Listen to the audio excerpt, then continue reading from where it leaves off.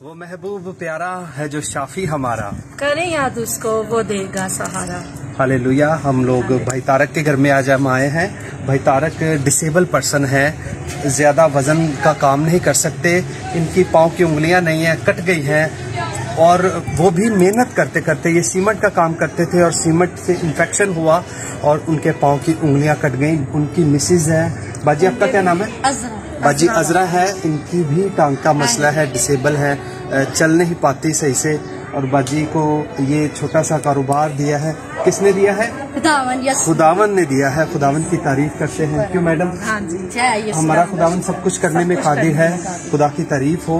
ये बहुत हल्का सा काम है, इससे आपका हांडी रोटी का सिस्टम चल सकता है। रोजमर्रा का जो क्यों जी भाई तारक जरा तगड़े होके बोलो।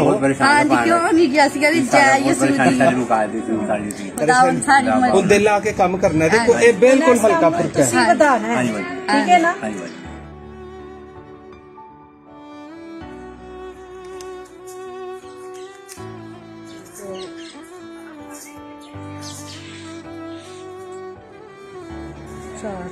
ਪੰਜ ਹਜ਼ਾਰ ਚ ਇਹਦੇ ਨਾਲ ਤੁਸੀਂ ਹੋਰ ਵੀ ਸਮਾਨ ਲੈ ਕੇ ਆਣਾ ਤਾਂ ਕਿ ਹੋਰ ਜ਼ਿਆਦਾ ਅੱਛਾ ਕੰਮ ਹੋ ਸਕੇ, ਠੀਕ ਹੈ ਨਾ?